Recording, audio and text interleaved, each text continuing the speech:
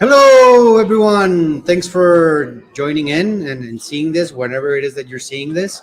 So, good day, good evening, good night, or good, I don't know, 3 a.m. in the morning could be as well. I'm joined now with incredible people that I'm honored to be joining this, be part of this panel with. And I'm going to start with over here. Mihai, why don't you introduce yourself to that camera? Hey everyone, my name is Mihai Pohonțu. I'm the CEO of Amber. Amber is a game development agency you might have heard about. We are a cross-platform co-development specialist and we do a number of other cool things like working on original IP. I'm sure you'll hear more from other people today about those and many other projects that we're super proud of. Easy. Hey, what up, people? Daniel Treviso here from the KO Studio. Currently, I'm an art director there. So, yeah. Hi, what up? What are you laughing? I'm laughing at him. You showed me a picture of us talking, and I'm like, what the heck? We're not even starting yet. Like, okay. Sorry, this is what you guys are in for. Right. My bad. Yeah. This It's going to be like a podcast. I mean, yeah. All right, what's next? Okay, I'm just kidding. Scott, what about you? I think you're sensing a trend. I'm also with Amber. I'm the head of product development for Amber, chief product officer, previously Disney, previously EA, managing all the studios within our organization. Jorge Suarez, GM here at Amber Mexico. Thank you for having us. Thank you for coming, guys. I mean, it's the team was just like, can we just see you talking with them about teamwork? And we were like, yeah, let's just do it. And they dropped some questions over here. About random shit. Yeah. I mean, Can we just see you be yourselves for once? Anyway, so that's us. Thank you for and I also want to give a big props to Pau and her whole team who's behind the camera, taking care of this stream. If you guys think of any questions, just dropping in on the comment section. But we actually have a bunch of them, so we'll try to go through them. And it's mostly about teamwork. I'll kick us off. How do you define the key to teamwork in video game development? And in my personal opinion, the key to good teamwork is not a lack of, but a complete restraint or a complete management of your own personal ego. And this is because obviously video game development is a hugely creative and violent environment where what kind of games are you making? I mean, exactly. Yeah, this guy got it. So it's like what I'm passionate about sometimes against what you're passionate about, or how we're gonna solve this particular issue. And most often than not, if you choose your teammates well, you're gonna be having really passionate discussions about things as simple as a HUD button or something like that. So in my idea is like picking your fights, but also and most importantly is recognizing that certain people are going to be better at you at this particular thing and leveraging that. I don't know what you guys think about that. I have a hot take on this, which is obviously suppressing ego is important to being in a collective. Otherwise, it's a constant state of warfare, either implicit or explicit. But I think that fundamentally what makes a team work great together is inherent trust. So the key word for me is trust. That's usually built with a long relationship of working together, managing through complex challenges, coming out victorious on the other side. That builds confidence as well. The trust that enables you to speak your mind and to fully share the creative content of your heart and mind. And that makes for a very constructive environment where you can make very difficult decisions together. Game development is a team sport. So in a team sport, everybody has to play their roles perfectly. You have to trust the person next to you, whether it's an artist, a designer, an engineer, to do their job well and to also be the subject matter specialist in what they're doing and not to have to double guess their decisions and to implicitly align with the direction of the entire team, Right. and to do so as effortlessly and efficiently as possible. Okay. What about you guys? Scotty. Both great answers. I was thinking the same. Yeah. I would say like making games is super hard, right? And when a gel, when a team is gelling, it makes it more productive. It's more collaborative. You can get better work done, and ideally, it's a multiplier to the creativity and to the product that you're creating. Right? When you have the opposite, when you have a team that's not gelling, that there's a lot of egos and there's no trust and there's no collaboration, like it can be a really painful process. And the game development, and usually when the game development process goes south, it's because of that reason. And so for me, I think it's like, collaboration and understanding that we're more than the sum of our parts, right? Like if we can gel and we can be passionate about this project, we can come together with something that inspires us. We can do 1 + 1 = 3, right? Like we can create something amazing that goes beyond our individual contributions. Okay. Jorge, Daniel. I think we were talking about something that was really important like a bit ago. It's just actually putting the right persons in the right role. Okay. Sometimes it's kind of hard, and I think it needs this time in which you actually feel and know that person where he or she is going to excel at. And I think that's super difficult when you just don't know people and they're just coming over and arriving at a team. So I do understand why it needs to gel, and they need to have like losses. They gotta have losses together and sticking together super hard, because by the time that they get that affinity and that harmony going, it has passed a lot of time. The way that you communicate with them and all that stuff, it takes a while. And enduring those sorrows or challenges, right? And funding that out. Oh my God, that is something that I would love to see some sort of research about it. You know what's funny is like I gave shit about the violence thing, but like we use a lot of like war references in video game development, right? Like we're in the trenches, Yes. like we're in this together, right? And Mostly about the war. Yeah. And it's so true, because like when you're in the thick of it, and like game development, like I said, it's not easy, and you have tight deadlines and you have quality thresholds that are sometimes seem impossible. And when you can really bring the team together, it creates this bonding experience, and you really can accomplish almost some amazing, impossible things. So.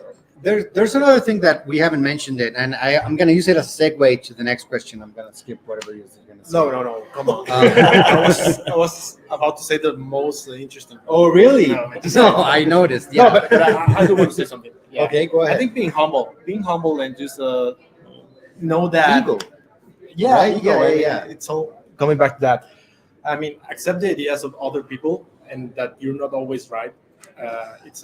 It's crucial, and I think that it's very important to trust in your vision guy. And I'm calling the vision guy because there's always someone that has this idea and it's awesome, and he believes in that, and he needs your talent, even if you're not so passionate about it. He needs you because you have like certain abilities that he cannot do. So if everyone is thinking on that and just listening to the vision guy, I think we're gonna be fine as a team, right? So, Well, there's something that no one mentioned, which is communication. And I think, and I'm going to segue into the next question, which is, can we share an experience where collaboration between teams or disciplines was crucial to success?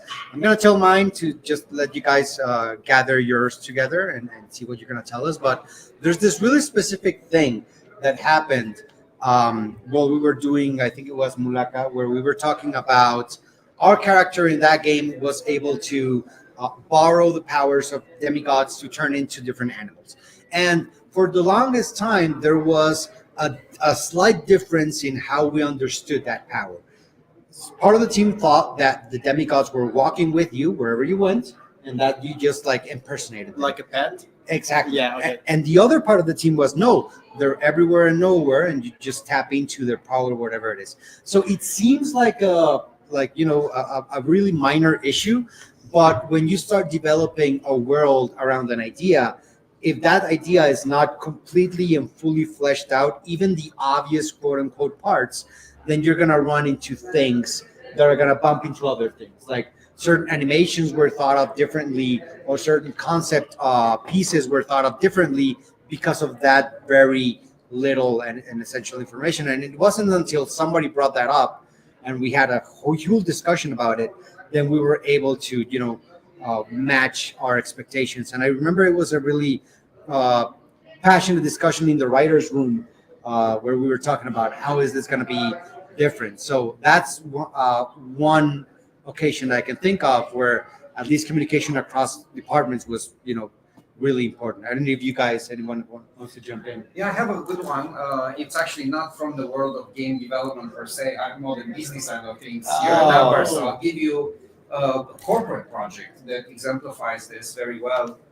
Some time ago we decided that in order for Amber to be successful in this new world of, remote workforce and, talent being broadly available around the world, we decided that we have to build a talent network. What this means is effectively allowing Amber to hire freelancers all over the world and also be able to collaborate with creative studios all over the world in order to shore up our capacity and bring new skill sets into the organization in a way that we haven't hired people before, right? So providing this platform of onboarding freelancers and independent studios into our network was a complex endeavor. It meant effectively that you need to have systems to hire people in every country around the world, theoretically, and to be able to manage their work effectively in that format.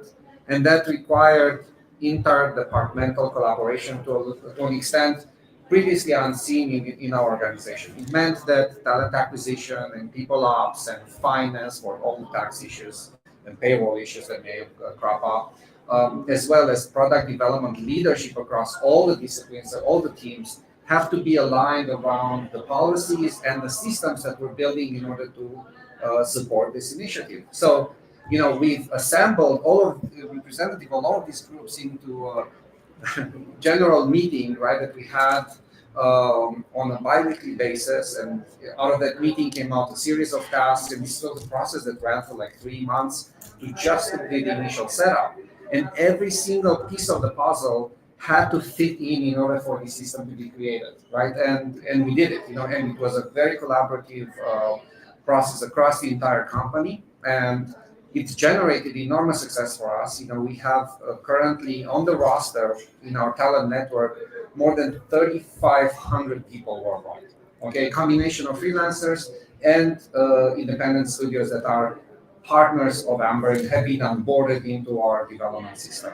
So that's a good one and a great example of how you have to work together. Right. You guys, anyone?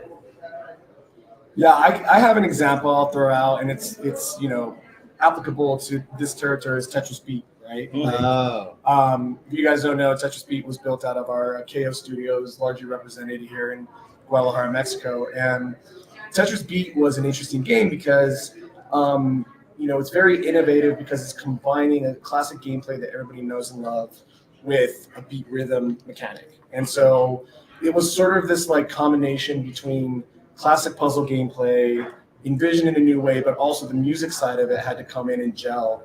And so from like a collaboration standpoint, like all of the teams, not just the normal game development, art teams were involved, but then we also had this music component that we had to integrate. Right. And we worked with awesome teams at Tetris Company and Network and Apple to help us kind of figure out those parts of it. But then when we had the development side of it, we had to develop systems that had to basically match the real-time puzzle gameplay to like the BPM of the artist, right? And so like at a scale of like you're managing three partners that are sort of owning the property. You've got developer, you've got the musicians. Like really trying to figure out how to collaborate across a product at that scale was a unique challenge. But like we thought about really interesting things. Like one of our internal technical artists, a guy by the name of Brad Birdie, figured out a way to basically create an engine that could like ingest the music and tie it to the level design, like when you're actually making the level. And we're like, okay, well that's awesome. That's going to help us a lot. But then like he was also working with the art director to basically figure out a way to create real-time visualizations tied to that BPM. And so like we started inventing systems through collaboration across disciplines, music, art, technology, design, to figure out a way to create a product that kind of combined all those things into one like cool package. And if we weren't gelling, if we didn't have a clear vision for what we wanted to create and we didn't have the passion for the product, I don't think we would have succeeded because that like passion and that collaboration created those solutions. Right. Yeah, and talking about innovation, we're actually got asked, how do we see the evolution of video game development with these new technologies coming out? Not the ones that we develop, but the ones that are now in hand. Like, for example, obviously the elephant in the room is AI. Um, like you guys, as executives, how do you see that affecting or not affecting, maybe improving the work of, just even from QA up, with the use of AI? Do you think that, because there was this really, I'm, I wouldn't say inflammatory, but just Bro, you said it. but I said it. Yeah, exactly. This really I drank from it then. controversial, I'd say, take from GDC, from one of the really prolific artists in AI, and he said that in his view, this is gonna lead to like the death of creativity, like eventually. Well, I do not agree with that, but I would like to hear your opinions on that. well, I don't think so. It's because you're seeing it as a replacement, but it's not. It's just a tool. And I think that tool is gonna be better for us. But if you think it's a replacement, I think it's. I mean, I don't think it's the way to go. But isn't it a little bit, at least? Like, I mean, you can recombine existing elements. You can remix things using AI. Some of them will be maybe really good. Most of them will be absolutely trash. So at the very minimum, you need curation, right? Yeah. But I think innovation, to me, at least, feels like breaching new ground. And being somewhere in the blue ocean where nobody has been before. And yes, you can use elements that have existed in the past, but you truly have to bring something new into the world. And I don't think AI will be very good at doing this.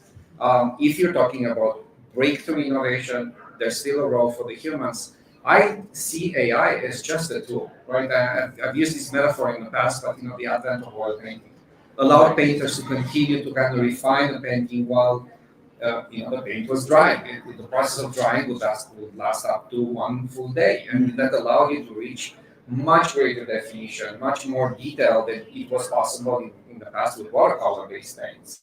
I see AI as simply another tool for artists to create amazing things. I see it as a tool for like small teams to create a lot more content than they've ever been able to do in the past.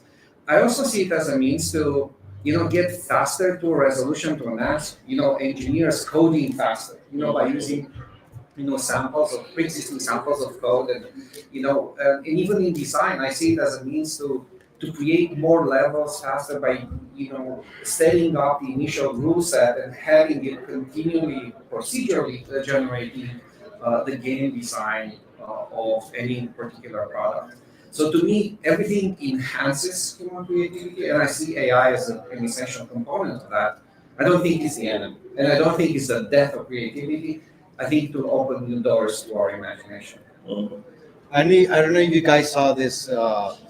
We talked about this note on the podcast last week, where there's this new company. I'm not sure if you guys have seen it in LA, called Artisan, and their whole like hook on the on the spectaculares, on the fucking commercials on the street, it says things like, don't hire humans. Oh, right. Billboards. They make mistakes, or or They're just trying to be provocative. our agents, our AI agents, will never be late Works, for right? work. That type of thing. And there's No shit.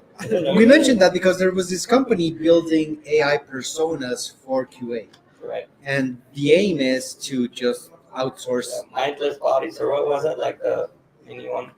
Yeah. Something Well, like that. I do see that part of our teams could be like AI agents. It would be amazing just maybe add Scotty AI, and because right now Scotty's traveling. Can we figure that out? Train one Scotty AI, that would be amazing. I'm ready for a new robot. Scott is looking forward to getting some sleep and just Exactly. short supply. AI just can like step in. But that AI agent's never going to be as cool as me. Obviously. Well, it depends. You're going to train him. Yeah, I mean, I agree with everything you guys are saying. Like, I think it's going to be a tool. I mean, I think it's inevitable that it's going to be a tool that we use in our industry. I mean, many people already are. I am. We all are. But it's not a replacement. It's going to facilitate optimized game development. It's going to facilitate faster turnarounds. Maybe even cheaper budgets, right? Like, we're entering a stage in our industry where costs are getting cut, right? Like, Right. people are getting laid off across the board, and like maybe there's a way for us to be more effective at the business side if we can figure out how to use the tools in a meaningful way. And I think that's sort of the promise that I see. I don't see it as a replacement. I see it as a way for us to become more effective in how we create art. Right? It's not going to replace the artists. Yeah, I concur with that completely. Talking about business, we have this really cool, interesting question where I would like each and every one of us to talk about different game. They're asking us which game has generated the highest revenue in our opinion or in our experience, which I know it's hard to say. Really an opinion. Exactly. That's not something that we can really. But I would just like for you guys to give me an example of one game that was hugely successful and mention one key factor behind its success. And I'll start so you guys don't take mine. And I'll say Fortnite. And I think one key element to this game's success, if I define success as a constant, it hasn't dropped. It's the implementation of our existing pop culture into Fortnite. So all the skins of all the characters that we already know and love and whatnot, I think that has contributed a lot. But tell us about another game. Starting with you. Yeah, I mean, if you look purely on like revenue figures, like best-selling game of all time, you will find a list, right? The top of the list will be Dungeon Fighter Online. Oh, right. About $20 billion generated lifetime. I think, depending on how you measure that, to be debated. It's from China, right? Or Japanese? Japanese. Japanese. They could be debated, meaning that if you look at the historical value of a franchise, maybe you'll have that adding all the FIFA's years for season over time, you'll probably get a bigger number. But why don't we take a more expansive view of games and not think so restrictedly to video games published on consoles or Right, of course. on gaming dedicated platforms? And you will find that there are many games out there that have generated significantly more revenue. For example, Facebook. Okay, what is social media really? Is input and response, right? You post something and you get the likes, and that makes you super happy, and you post something again, and it creates sort of a cycle of He's not going there. He's going there. give and take. I mean, I find that a gamified experience, right? I mean, it truly is, and it produces pleasure, it produces satisfaction and achievement. I had got into a similar conversation with somebody once, and we were arguing whether or not eBay was a game.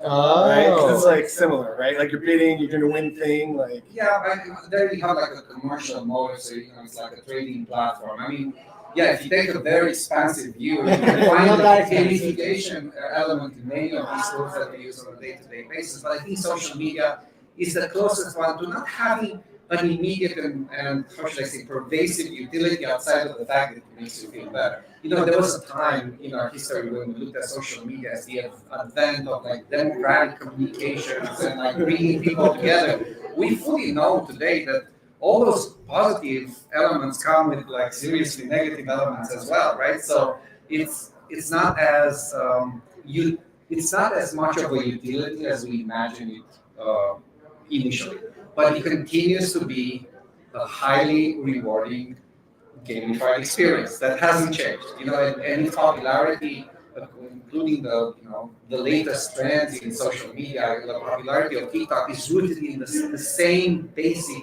game design concepts that we deploy every day in the work that we do.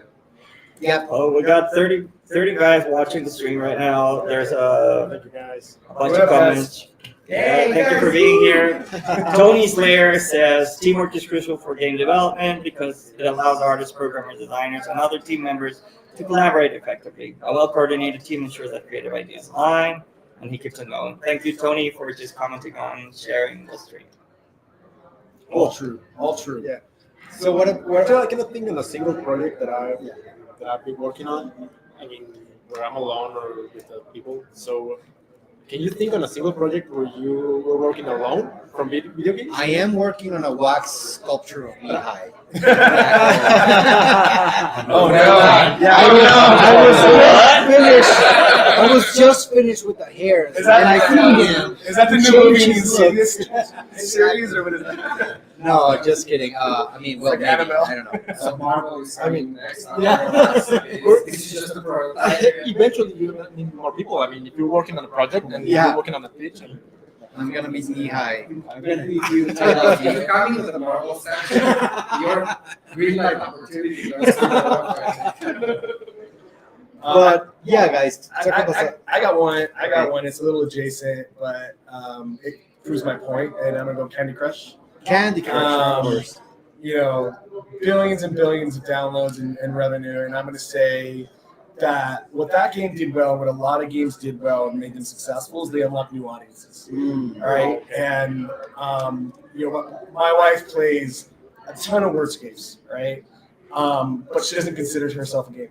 Well, she'll play like wordscapes for like 3 hours a day. And like sometimes that's more than I play to get a chance to play video games, right? So you're kind of a gamer, right? And I think Candy Crush was interesting because it just unlocked this whole new audience of you know, middle-aged to late-aged women that would, you know, be at home and would need something to do and would start playing a match 3. And I think if you look at the games that have been truly successful, even games like Fortnite, right, that really got into Gen Z and millennials and found a way. And Pokemon Go is very similar, right? These games have scaled and found a blue ocean through their products and through an audience that maybe was untapped, and it provides a level of scale and thus revenue that make those games extremely successful. Yeah, the Candy Crush is a really big one too. Jorge, Danny, what about you? A game, why it's successful? this is a pretty difficult question for me because I'm not on the business side. So I mean, I will just throw the dumb Mario Bros. Because it's very difficult to separate the game from the IP, right? So I'm thinking of Definitely IP. one of the best-selling IPs in the world. Yeah. Definitely. Yeah. So I cannot like separate that IP from revenue. So we're talking about a single game IP. I mean, But then again, we have Pokemon, right, as the IP that has sold the most. Massive growth Pokemon is and- another one. Yeah, Space Invaders adjusted for inflation. Boom. I knew you wanted to get that. I knew you wanted to get that out. I was waiting for it. That's it, yeah. One of the largest number of copies ever sold. I mean, that's Tetris, right? 520 Tetris. million copies. Yeah. Jesus. Yeah, it's a hard thing to track, right? Because like I don't even know if these studies are tracking subscription revenue. Yeah, exactly. You throw in like World of Warcraft subscriptions, which isn't public, and like It's crazy. Yeah, Right? that's I would massive. think That's must massive. be top 10. that's massive as well, right? And so I think the interesting thing with Mario is like it's single platform outside of the ones they did on mobile, I believe. Single platform SKU, right? And so they're driving something else, which is like brand recognition, brand affinity, and just the fact that you know when you play a Mario game, it's gonna be the bomb, right? And like Nintendo's leaning in the quality of that property, right? And that's a somewhat different equation, but it works for Nintendo with Zelda as well, right? And Pokemon. So Next, Switch. Yeah. top secret, dude. Top Can't secret. talk about that You first started here. yet. Check your app store. Maybe. So bringing it back to teams, there's actually this couple of questions, which is, how do you think it's best to handle conflicts within a team during the development of a game? And I read it as one. How do you balance creative vision with market demands and monetization strategies, which is something I personally struggle a lot with. Every time I get carried away with like an idea of a game, whenever my mind bumps into the monetization, whatever it is, things often tend to die down. Like, oh shit, no, I cannot monetize this. How cool is it, or however fun it would be, if it's not something that's going to make money, it's not worth pursuing that much. And I don't know, how do you guys personally have handled, if you have handled that type of situation before, where maybe the team wanted to do something really cool and fun and whatever it is, but the numbers are telling us to go this way, so we should go that way. I mean, we have to remember that we're creating entertainment first and foremost. There's an element of art in what we do. And sometimes that is the dominant shade that we find in a particular product. But most of the time, we create entertainment entertainment by definition is meant to be a mass market endeavor. So you have to pay attention to monetization, and you have to pay attention to retention, virality, and all the KPIs that we normally use in order to judge the success of a title. And those are creative constraints, but they're also from creativity themselves. You have like a complex set of variables that you have to adjust and optimize for. Well, there's room for a lot of creativity in how you do that most effectively. So, we apply our creativity in an unbound fashion to art and in a bound fashion to entertainment. Right. But how do you because most often now that's the same thing, isn't it? It isn't. It is an art. You can be a painter that makes art Oh, for I his see what own you mean. personal enjoyment. And if people like it or not, fuck it. It's not. Sorry, it's not relevant to him or her. Propósito? Okay, it's okay. That's the type of audience. Yeah, that's I'm not actually- sorry. We're in the 18 plus. Right, exactly. Don't worry.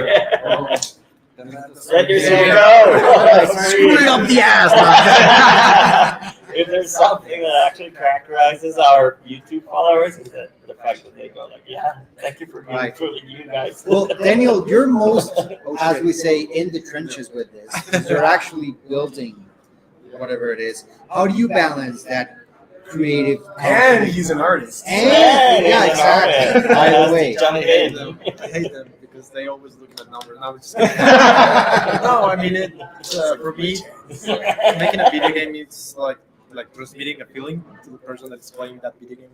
And I don't like to call them users. I like to call them players because I mean users is a lot of UI and all that stuff. So Right. I tend to refer to them as players. So transmitting that feeling, I think it's important for me as an artist. And sometimes I forget the numbers. So listening to my teams, to people who actually knows about that, helps me a lot. I mean, and that makes conflict because sometimes I want to do something pretty cool, pretty over the top, like cool graphics, like high resolution, blah blah blah blah. But someone is telling me, dude, we don't need that. I mean, and we're gonna sell just fine with this 3D model, which is gonna cost us less because it's less production time. So you need to balance that. I mean, I think there's something. Sometimes you can be an artist, and sometimes you can be a thinker and just listen to what the numbers are saying. So there's different projects that you can tackle with different visions. So, Okay. Yeah. There's like 32 guys watching now. Eva Paulina Villagran says, I really think, sorry, she's talking about the last subject. Yeah, I go really ahead. think that the real success cases are the ones not tied to any IP. How can that be? No, that's not something that's possible, is it? Yeah, I wouldn't say so. I mean, She probably means creating Create a new one. IP, right? A new Yeah. IP, like I mean, New from original scratch. idea. Yeah, which many games have been successful, right? Absolutely. But it's funny because once you do that, then all of a Then sudden you it's are. an IP. Exactly. Yeah. So Sorry for Warcraft started that way as an original IP, and now it's one of the most massive gaming brands in the world, right? Yeah, but sometimes if you leverage an existing IP, that like Marvel Rivals, for example, Yeah, they're absolutely just leverage. it's a fan service through and through, and it's been really successful. yeah, but for every Marvel Rivals, you have a Shafu, right? Right. Right. Yeah. I see what you mean. Yeah, of course. It has to be done with a tying an aspirational connection to what the player wants, and Marvel Rivals did that in spades, right? Well, I would like to hear from you guys, Jorge, Scott, or maybe you again, Mihai, of any time that you think you had to, for lack of a better term, quash creative spirits of people because they were maybe diverting too far off what it is that they're supposed to be in, and you have had to have that talk of, listen, dude, this is a business, and we have to operate as such. Or have you never Hey had guys, that? I think we should talk about our service component and the business model of Amber. I think it's totally worth it in this case. So first of all, yes, we are an agency. So by definition, we work for the market, for the clients, and therefore for the broader market. And the shape of our agency, the types of product that we do are directly tied to their needs, to their business strategy.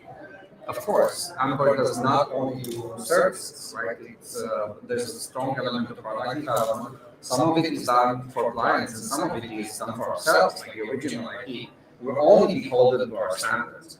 The way you manage those situations when you say, spark somebody's dreams, we're not in the business of ever doing that. We're trying to provide here an environment that enhances and accelerates creativity, but we set the goalposts at the start of the process. And we do this for our own IP as well as the work that we do for the clients. What are the milestone criteria that we're trying to hit? What are the success criteria, the KPIs that we're trying to hit? If you set this very clearly at the start of the process, there's no squashing. The team itself will either achieve those or will fail. And the team, in that environment, the team recognizes, okay, we need to measure up to the expectations, and they will recommend that we don't continue development on Vital, or that we stop and retreat and re-engineer some of our assumptions. Yeah, I think the team as a measure of success is a great learning, right? Like, if someone at the executive layer has to come down and kill your project, like it's already too late. You know what I mean? Like, the team should realize when they have something that has an opportunity, something that they're passionate about, something that they can execute about, something that fits the KPIs that they're trying to hit. And there's been plenty of single auteur game developers, but those are, you can't plan for that, right? You can't plan for that, right? Like, Minecraft is amazing, Balatro is amazing, but like really, those guys built those games out of passion, which is freaking amazing, and I highly recommend that you do that.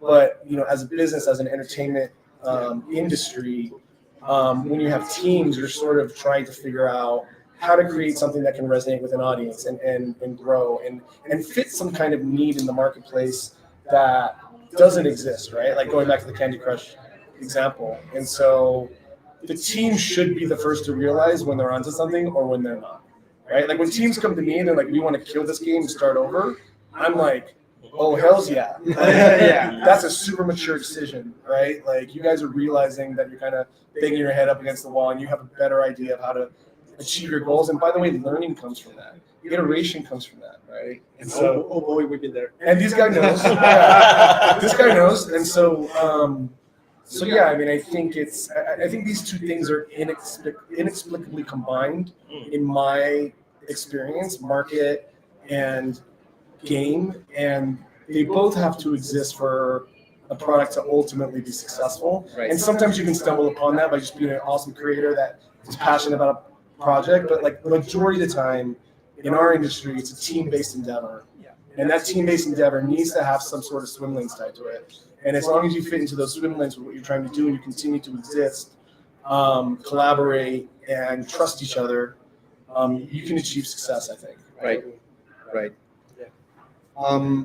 Anyway, talking about success and moving on to the next question, they're asking us, what do we consider to be the most important skill for effective teamwork in the video game industry? Talking about soft skills versus hard skills, that type of thing. I've always been of the idea that it's much more realistic for someone with a really big or a really developed soft skill, like he's good at communicating and leadership and whatever, to then build a hard skill. I don't know if you guys agree, but it's way easier to have someone that wants to do stuff and he has like the right attitude and whatever, then teach him whatever it is that you want him to do than the other way around. Like, maybe you have a genius, but he is like a dick and no one wants to work with him. So if that's the case, then like a passionate learner is better than like a talented asshole. Yeah. I mean, I don't know. Do you guys agree? Absolutely. Yeah. Have you had? I don't think that skills can be taught, but like the mindset and the attitude is just harder to teach. Yeah. Okay, but any skill, like soft skills, hard skills, programming, talking. I think we control fairly well for hard skills. These are tested today, the hiring, the hiring process. These are credentials that you have obtained, like education, like college degrees in whatever discipline that you are part of. So there are a combination of testing and interviews on getting and the credentials and the portfolio that you have built over time working in other companies. Right? So I think we control pretty well for the hard skills. It's not a flawless process, but I would say it's 90%. Like most of the time, accurate. We don't control very well for the soft skills and the culture. And that's usually where the breakage appears, right? If you talk about efficient, cohesive teams, sometimes you don't find the right chemistry. Sometimes you find like really great people that just don't fit for whatever reason. Right. And it's even hard to kind of point out why. Yes. They just don't gel with the rest of the team. The feeling of inherent trust is not established. It may be that they're not a low ego person. They may be very accomplished, but high ego. Those are really tough to do. Maybe they don't have this innate humility, which makes it really easy to work with them. Yeah. The best people I've ever found in the industry are low ego, humble, and extremely high skill. Like that is the unicorn combination. And those people also tend to achieve amazing work. It's a pleasure to work with them. They attract the best talent. Will Wright is an example of that. Extremely approachable and personable. And his career speaks for that. He's able to assemble amazing team and access and produce a stream of incredible kids. Yeah, I have three adjectives that I think are like exemplify a great team member. Curiosity, right? Always wondering like what the best outcome can be, trying to discover, trying to investigate, trying to accomplish your thesis. Honesty, not just honesty with yourself and your ability to accomplish tasks, but honesty with the other team members. Right? I was going to say different. Call out bad shit. Like if I'm doing a bad job in the team, I want someone to come up to me and go, dude, like you're kind of not pulling your weight. Like we've been talking, like you have to kind of like put the output there, right? And I would love someone to challenge me on my work, right? And I think that also requires empathy, though. That's my third one, right? Like understanding that like when someone like there's no ego, right? That you're okay to understand where someone might be having problems, help them through that. And that's what teams do, right? Like ultimately, like when me and my family are like facing challenges, like we all respect each other and we come together to try to help each other. And like I'm not saying every team is a family, nor should they be, but like that sense of empathy and honesty, you have to have it with each other, because if you don't, that's where shit starts to break down, right? And when a team has that, they'll come up to each other and go, dude, I don't think that's good enough, right? Like, Danny, like, I don't think that art's good enough, dude. Like, what do we do this? And you'll be like, oh, you're right, dude. Like, let's do this, when you start collaborating, I think those adjectives are super important. I feel that I'm gonna bash a bit on Mexico, but I feel that it's a little bit harder. I know. I'm doing it so you guys do it as well. Do it as well. Not in me, but I've seen that a lot of my Mexican teammates, they struggle to pipe up and say things. Yes. Like we tend to just say okay and march on. Or super coded. Exactly. We Culturally, it's interesting across territories. Yeah, I was going to say that. I was gonna ask that actually. Romanians are slightly different, right? And like, slightly. Like, and Americans are different, and Canadians are different, and people in Philippines are different, and so like, as a global organization, that's actually one of the things that I love about this organization. I've learned how to manage different cultures and teams, and like what inspires them and how they work and how they think. But yeah, sorry, I didn't mean to interrupt. No, that was a really interesting point. Yeah, in Mexico, I feel that you have to first build like a really concrete like friendship, so you can like tease each other, and then once you're at that level where I can just be like, oh, you look fucking gay or whatever, then I have that trust to say Because of the mustache? it's a really bad example, but it covers my point, right? Exactly. You're too well groomed. Get your cheeks back, baby. So once I have that familiarity with Daniel, then I can go and say your art is shit. Yeah, you can use the sandwich technique, like first a compliment, then but. And then you end up with that. But it's cool. Yeah, but you want that to come from all levels, not just execs, And I've never seen. Yeah, it's super hard over here. I would love to pick your brains on the leadership part. Like and what I call like executive presence. It's just super hard for somebody to just, how can I foster and help you out to just have that presence that is needed in order for you to be recognized as a leader, And I understand that many would say that, it depends on everyone self or whatever, but I think it can be taught or helped out, right, or nurtured in many ways. Besides having a safe space for you to talk, I mean, it's not even that. Sometimes it's just like there's a lot of talent, and the guy doesn't just, and you go like, come on, let's just like grab your ass over there and just say something. Ask a question. I sort of heard someone say that the best job a producer can do is be a talent manager.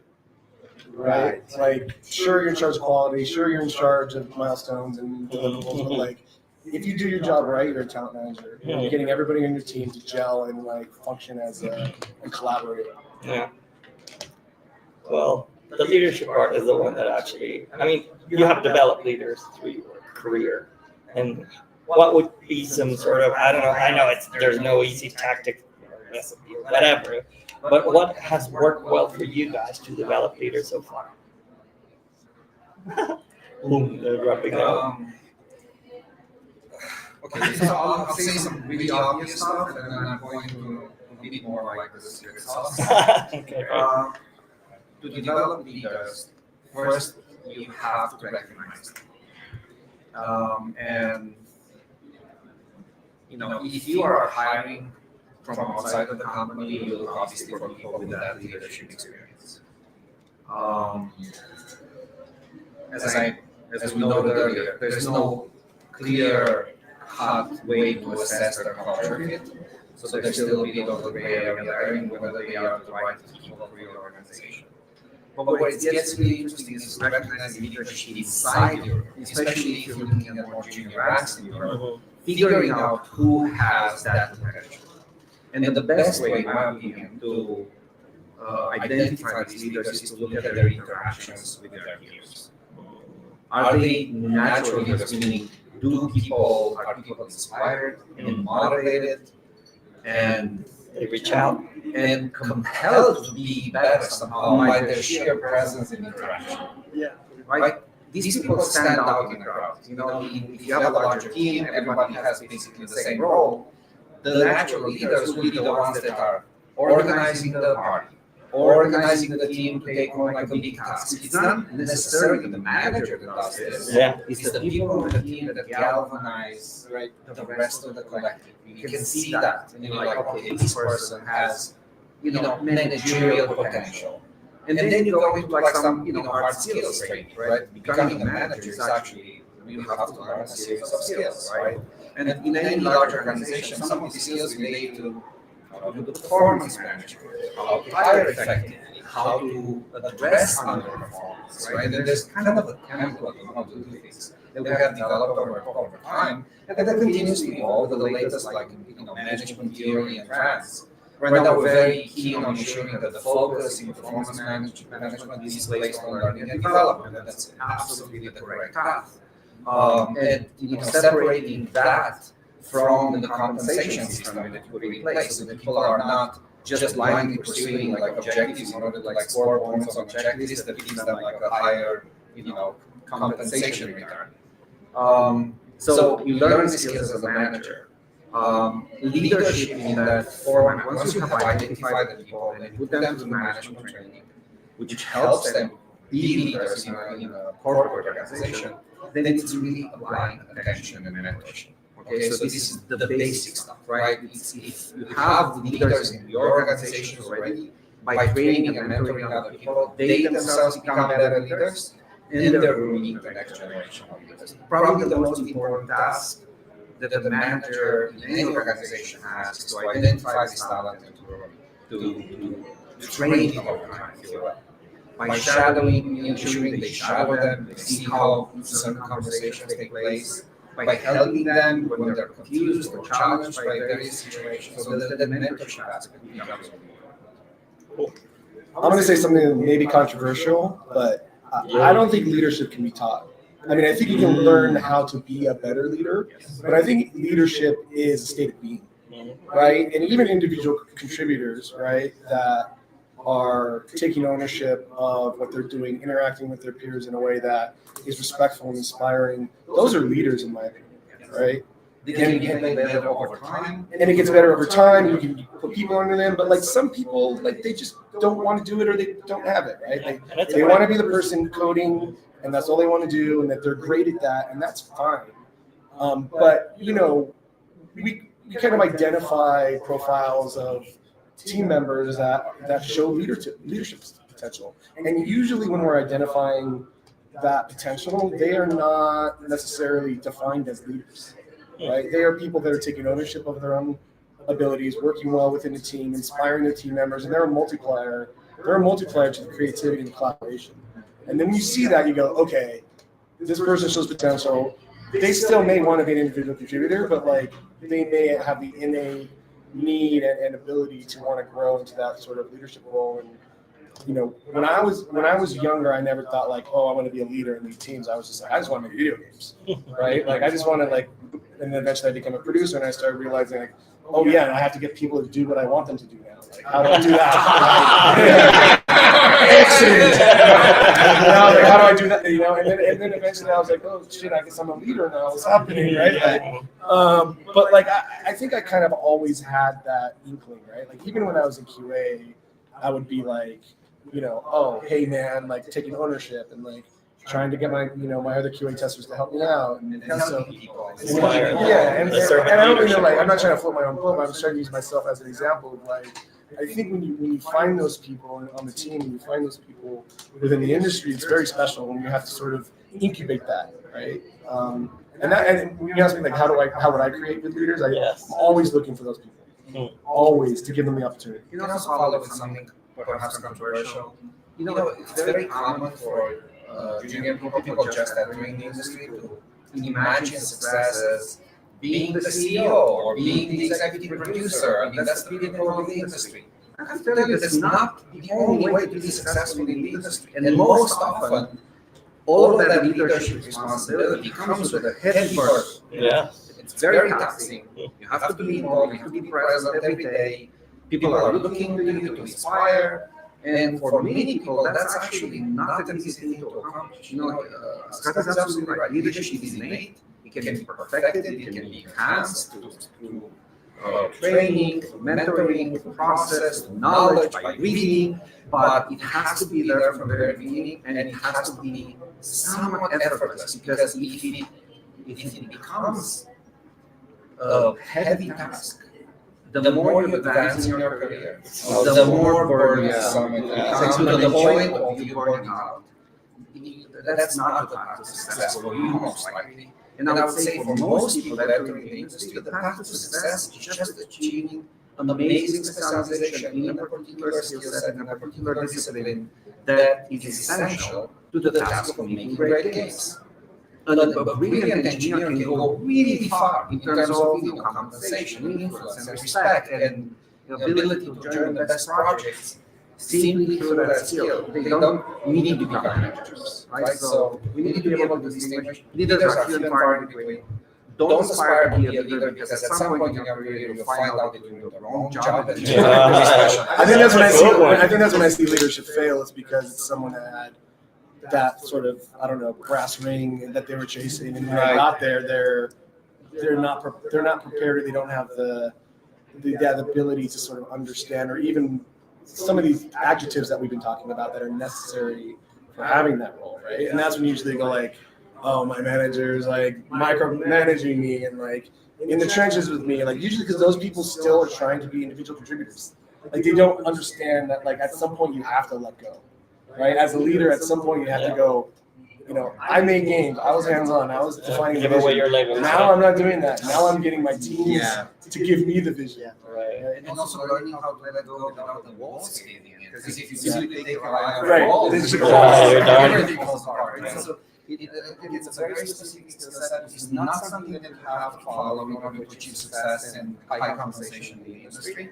And what also helps tremendously is to have people around you that can mirror that for you. Meaning, either you're an innate leader and you find people that can help you to build that skill, or you're not and you find people that tell you it's really not the right path. Again, I'm saying this is your friend, I want the best for you, but the better path for you is to become an amazing designer or engineer or artist. That actually brings us to what I think is going to be the last question, because we're running out of time, which is two more two more maybe. That's okay. How do we maintain how do we maintain the team's motivation during like stressful times? And I realized, Pizza. yeah, On Fridays. guess what, guys? We stay for weekend. Hurts. Anyway, I know this is like a ridiculous question because it depends obviously on each one. So I want to turn it around and ask you guys individually, how do you get back your motivation when you feel it's lacking? I'll start with myself. Like for example, when I struggled during the biggest projects that we have, I usually went back to the basics, which is what led me to want to do that in the first place. And it's most often something that's nothing to do with games. Like, oh, I got it really into this by reading that thing, so I'll go back to that and read that thing. But also something that really drives me, and I realize it's a toxic trait, don't do this, but seeing success in the industry, like watching GDC talks and all that, it pushes me out of this. Comfort zone? Yeah, it tells me like, what are you doing then? You know, it's like me saying these other, like for example, and I told Jorge this last week, every single March that's GDC's coming up, it's a really tough time for myself, but at the same time, I come out of that rejuvenated because it's a really thing of like Luke going into the cave in the tree and going like, what are you doing? Like, what's up with you? And that's what brings me out of the lull sometimes. What about you guys? Darkness you will find. Yeah, Something like that. Paraphrasing. I think Don't hold me in it. so. I have a multi-layered response here, but I think probably the most important thing is to be authentic and to lead by example. If you work hard, you will inspire people to work hard. You know, if you're leading, any organization, we're not talking here about games exclusively. So if you're committed, if you're, if you have a strong sense of ownership in what you do, that will naturally inspire people. People will naturally latch on to that. The other thing you need to do is to ensure you communicate. What I mean by this, every team has goals to achieve. Make sure that you follow the process. We're actually pretty well regimented in the games industry, right? We have the sprint, we have the standouts, they have GDF. There's process around this, right? So you have to be on top of things, communicating goals to the teams, keeping things on track. People know what they're doing. They see the goals in front of them. They will set out to achieve. This is just a natural human trait. Achievement is really part of our human constitution, right? It just comes with the package. Set realistic goals in front of them, celebrate the wins, and keep them, rinse and repeating that process. And that creates motivation. If the team feels like they're advancing and the goals in front of them are achievable, they will be motivated to achieve them. Where you lose a lot of motivation is when the goal becomes obscure or like working really hard but not really getting anywhere. It feels like we're working hard but the client is not happy or the KPIs are not achieving or Scott is coming to us and saying WPF is this.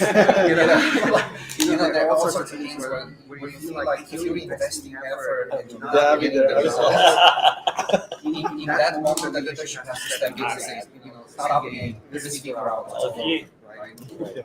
The achievable goal that you are able to meet, that is like a very powerful motivating factor. And then, being authentic, being present, being involved, strong sense of ownership, celebrating the wins, all of these things kind of, it's a complex of factors that I went to a accent while I was hearing you because sometimes it's just like naturally as humans we tend to go for comfort instead of ambition or instead of the challenge. So I'm hearing you and I totally agree. It's just that sometimes you just face people that's a goal, cool. How much time do I got? All right, I'll be comfortable until I really reach out and I max out my limit to get there. And oh god, that's a challenge. What I'm assuming is that we already have a performing team. Right. That was my baseline, right? This is a team that was assembled. It's supposed to be just the one to win. Yeah. Yes, of course. In the real world, you have teams that are not well assembled, that are underperforming. How do you motivate them? And that is a much more difficult task, and it usually involves restructuring that team. It's not as simple as saying, "Oh, I'm going to do these three things," and all of a sudden, this underperforming team is going to be motivated. You have to look deeply at what is the dynamic in the team. Does everyone there want to win and create something special? Because our time on Earth is precious. Every year that we spend doing these things, we better do the best thing that we can. And that should be the inherent motivation that everyone has. And then it's the task of the leadership to keep that going. I think that's my main thing is passion, right? Yeah. Like if you have a team that is ultimately passionate about the project they're working on, like I don't have to go to them and go, guys, we're behind schedule. What are we gonna do about it? They come to me and go, you know what? We're gonna work overtime to like make sure that we hit this milestone because we love this game and we want to make sure it comes out at a high level of quality. And I know there's a lot of talk about crunch in our industry and like people working late hours, and that happens. That I'm not trying to say that doesn't happen, but like when it happens because the team wants it to happen, because the team feels like they need to make up for lost time or they have to hit some goals or some quality, like that's when I'm like, all right, this team is like, wow, like they believe in the project, they have confidence in success, they have passion, they believe in it, and they want to put in the extra mile to make sure that it's successful, that they win and the product wins. And that's a special thing. It's very hard to find. Also, underperforming team will tell you in a million different ways that the teams are broken. You'll have drama, the deliveries will be missed, like, all sorts of things will go wrong. Basically, the red flags will be all over the place. If you're a good manager, you will see the red flags and you have to address them. The biggest mistake is to pretend that somehow we're going to muscle through to a victory, and that never happens. No, I do want to slip through the curtain and behind your peepers because I noticed you slipped my question really gracefully. But what is your inherent motivation coming from? Like your own, like Mihai's. Every time you wake up and you see your beautiful hair, you say, Oh, yes. This is so romantic. what's gonna get you? He's just gunning for that bust you're making up. Look, I mean, honestly, you probably know what my inherent motivations are because they reflect in kind of the mission of Amber.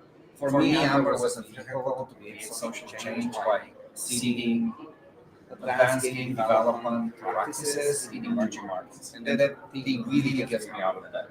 Like having companies like Amber in any emerging market around the world give young people opportunities that otherwise would not be available. And when I was growing up, I wish I could imagine myself as a game developer. I couldn't even imagine myself as a game developer back then because there were no education. There were almost no companies in the space, or at least I had no contact with them. So for me, the idea of making a career out of playing games, which I absolutely loved, right, was so remote I couldn't even imagine the future. So I think these days we'll definitely imagine the future, and they're lucky to have a company like Amber to be able to make that dream into reality. Not just by joining as employees, but perhaps tapping some of these training programs that we are co-sponsoring and facilitating. Or attending some of the events that we're organizing. Watching this fucking podcast. Every Thursday at 5. Hit the like button. Subscribe, like and subscribe. That's right. Yes, please do so, guys. Okay, that's fair. I'll take that. What about you guys? Go ahead. Yeah, for me, I think it's a little bit more romantic because I'm an artist. So just transmitting a feeling or just being able to make someone like laugh or feel something. Look at that little monster; it's so cute. That's the goal for me. Just I think it's pretty simple and it's straightforward. Just I think it's the artist wants to make someone feel what the artist is feeling itself. So that's it. Yeah. Okay, that's pretty straightforward. Yeah, pretty straightforward. What about you guys? For me, I just want to make cool shit. I want to make more straightforward. I want to make cool shit that I like to play, and I want to make cool shit for other people to play. Right. And I think that's my sense of giving back. I know Mihai has a different philosophy that he has about giving back, but like my sense of giving back is like when I make a game and someone sends me a review or someone writes me a personal note and tells me how that game made them feel better or how that game helped them through a hard part of their life. Like that's really meaningful. Like, and at scale, like the reason I like to say that I create entertainment and that's the art because I do go for the scale. Like I want to create products for as many people as possible so they can have the best time playing cool shit. Impact. Yeah. Ultimately, and ultimately, like it's funny because this question is kind of coming back to the team because like we need teams to do that, right? Like you cannot make cool shit unless you have a team that's gelled and passionate about it. You just can't. A team that's half-assing it, phoning it in, you're not going to make cool shit. You're just not. So, like, the team and the product are combined in so many different ways. And, like, yeah, I do it for the product and I do it for the audience, and I want to make sure that we can create some really groundbreaking products. Okay, I can say that. Okay. The positive impact part. So Karma, standing in the shoulders of giants. We didn't have that opportunity over here in Mexico, so that's why we're just married. I love it, and spending my life with people that I admire and love, that actually love what games are and what they can become.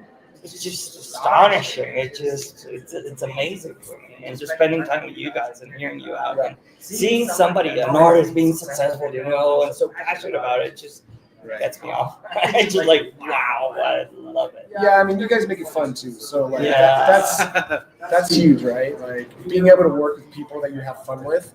Like our industry is all about play, but like we play at work together, right? Like that is something that it makes the process even more, engaging from a teamwork standpoint. And our play value, I think that is awesome too. I know that it's freedom to innovate, but somehow I mean, take a look at this, right? Nobody said like, let's just decorate for spring. Just did. Right. And nobody said like, feel the form.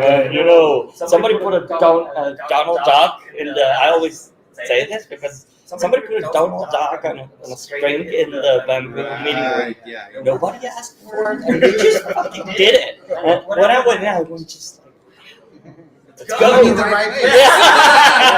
Yeah. I love that. Yeah. I mean, as long as there's nobody like hurt or whatever, let's just do stuff, and make it ours. And I feel that you can feel that when you come into the studio by now, and I think that's awesome. I'm getting flagged down by our producer. We're out of time. I think that's it. So there's a few more questions, but feel free to drop them in the conversation, the chat, and we'll be sure to get back to you somewhere or another.